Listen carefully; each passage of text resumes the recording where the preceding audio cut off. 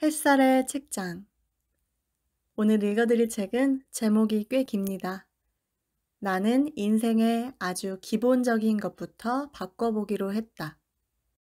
저자는 시작의 기술이라는 책으로 유명한 게리 비숍입니다. 저도 시작의 기술 참 재미있게 읽었는데요. 저자분이 좀 직설적이라서 마치 뼈를 맞는 것 같은 기분을 느끼며 읽었던 책입니다. 근데 다음 책도 그 다음 책도 기다려지는 헤어나오기 힘든 매력이 있는 작가입니다. 출판사 서평 중에 게리 비숍에 대해 너무 잘 설명한 부분이 있어서 잠깐 공유해 드릴게요. 시작의 기술부터 나는 인생의 아주 기본적인 것부터 바꿔보기로 했다까지 하이데거와 후설의 영향을 받은 철학 기반의 독특한 자기계발 코치인 게리 비숍의 책을 통해 수많은 사람들의 삶이 꾸준히 바뀌어가고 있다. 군더더기 없는 메시지와 단도직입적인 태도는 이전에는 손살에 쳤을 생각도 곰곰이 되새기게 만든다.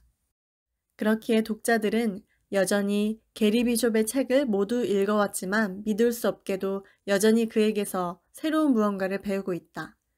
책을 펴서 읽어라. 그것을 씹어 삼켜라. 빌어먹을 내 인생을 책임져라. 게리 비숍이 전하는 지혜는 자신만의 지옥에서 깨어나 원하는 삶을 살기 시작하는 데 필요한 모든 것이다. 인생에서 정말 중요한 것이 무엇인지 깨닫게 해준다. 안주하지 않으려 하는 사람들을 위한 지혜로 가득 찬 책이라고 극찬하기 주저하지 않을 것이다. 당신은 바뀔 수 있다. 오늘 당장 바뀔 수 있다. 당신이 몇 살이든 이미 얼마나 망쳐버렸다고 생각하든 얼마나 깊은 함정에 빠졌다고 낙담하든 상관없다.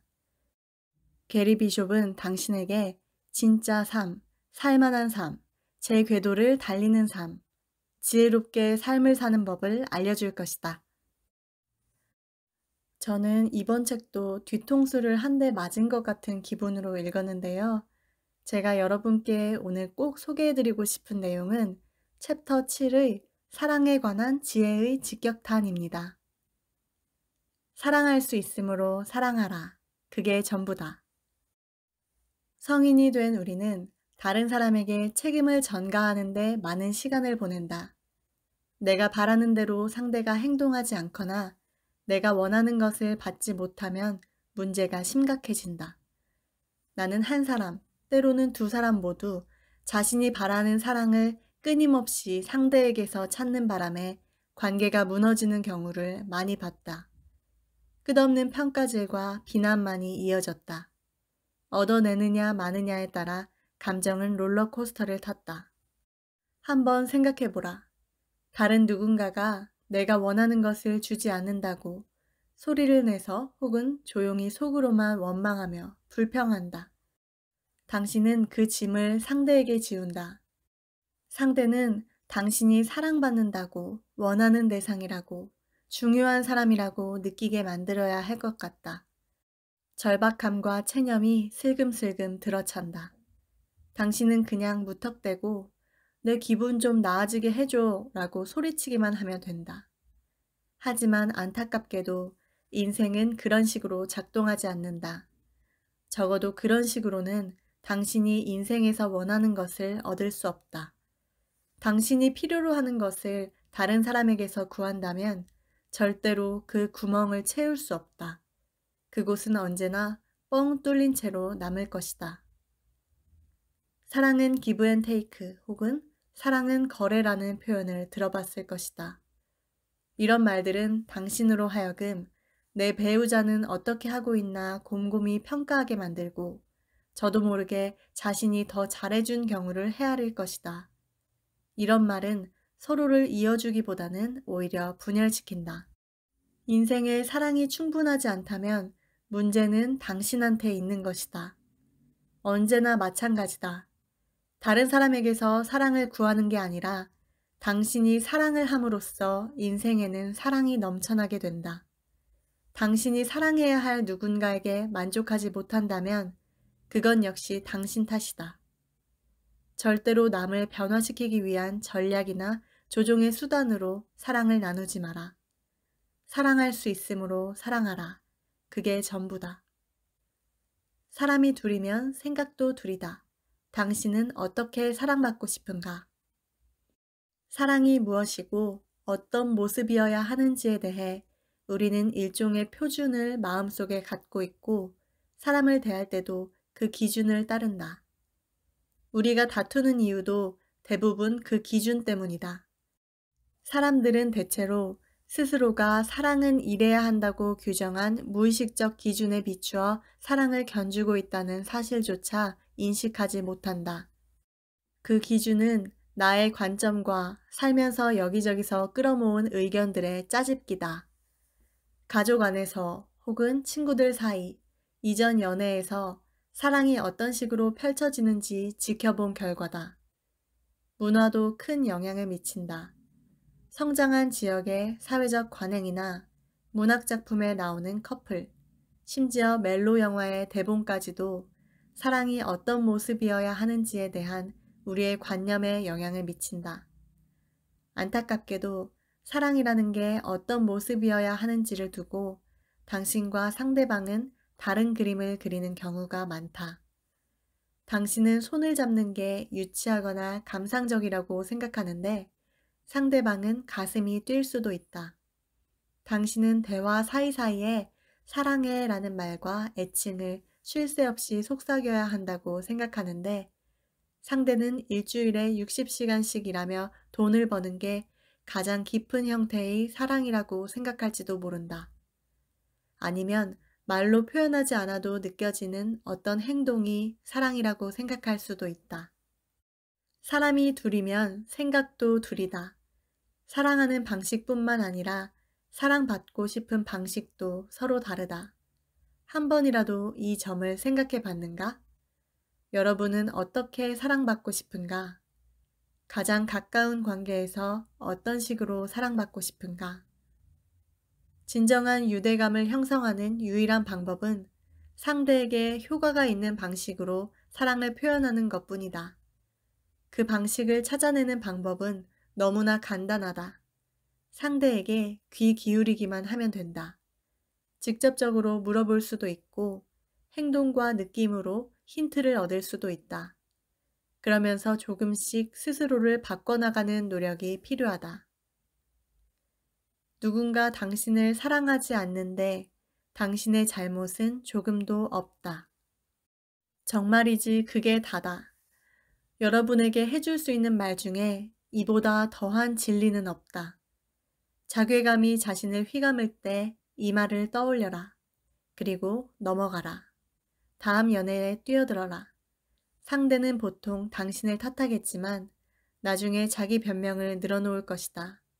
늘 그렇듯이 당신이 한 행동에 책임을 지고 경험에서 지혜를 얻어라.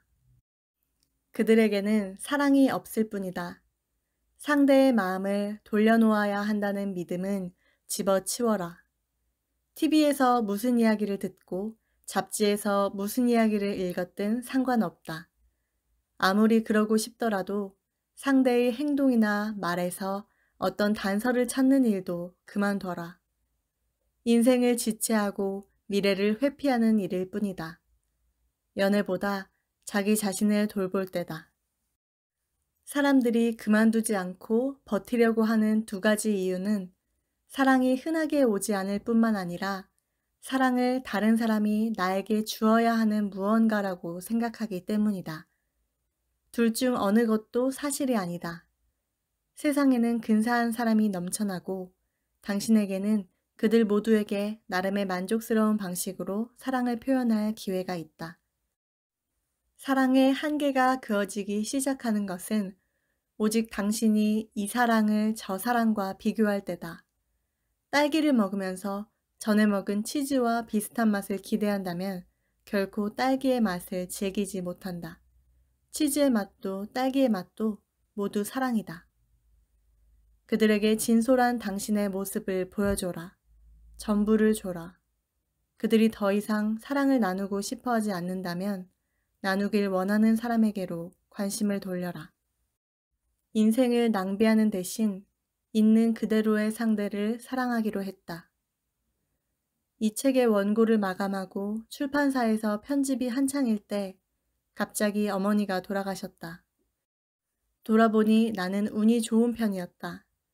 어머니가 돌아가시기 전 10여 년 전에서야 비로소 나는 30년간 빠져있던 신세한탄에서 깨어났다. 그리고 어머니와의 관계는 내가 하기 나름임을 받아들였다. 그런 새로운 마음가짐이 모든 것을 완전히 바꿔놓았다. 어머니는 조금도 바뀌지 않았다.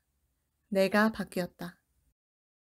사람들은 흔히 관계에서 자신이 주체적인 역할을 하고 있다고 믿는다.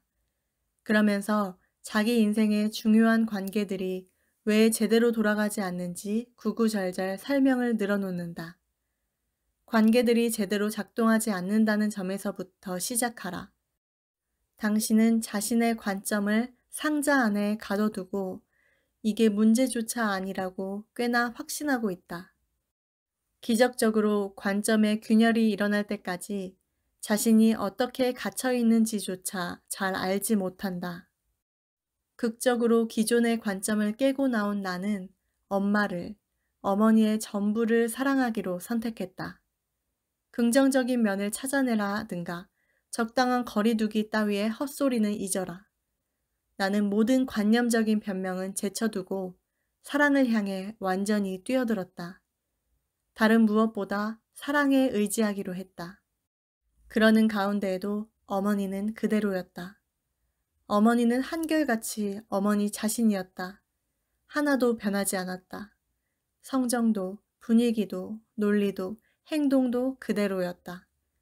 나는 내가 바라는 어머니상을 고수하며 에너지와 인생을 낭비하는 대신 있는 그대로의 어머니를 사랑하기로 했다. 이게 바로 사랑의 비결이다. 누군가를 있는 그대로 온전히 사랑하는 것 말이다. 상대의 소소한 단점, 지긋지긋한 과거, 불완전한 관점까지 사랑하는 것이다. 그들의 특성을 내 것으로 받아들일 필요는 없다. 상대에게 계속 당해주거나 희생자가 될 필요도 없다. 여기서 중요한 것은 내가 나 자신이 될 수 있는 자유다. 내가 나 자신이 되기 위해서는 남들에게도 그들 자신이 될 자유를 허락해야 한다. 눈앞에 그 사람을 있는 그대로 오롯이 사랑해보라. 그렇게 했을 때 당신 인생에서 극적인 상황들이 펼쳐지는 장면을 지켜보라. 시간을 두고 이 이야기를 곱씹어보고 더 깊이 파고들어라. 생각을 하고 메모를 써보며 완전히 흡수하라. 나의 말들이 지금뿐만 아니라 미래도 완전히 바꿔놓으리라는 사실을 기억하라. 이것들은 당신이 중요하게 여기는 만큼 실제로 중요해진다. 이는 시작에 불과하다.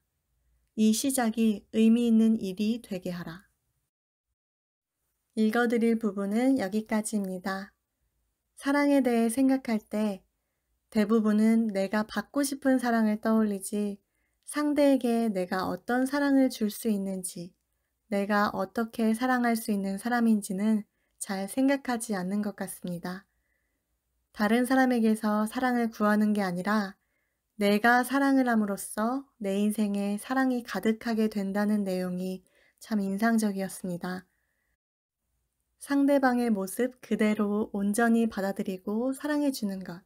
참 어려운 일이겠지만 한번 노력해보면 어떨까요? 오늘도 사랑이 가득한 하루 보내시길 바랍니다. 햇살의 책장 햇살이었습니다.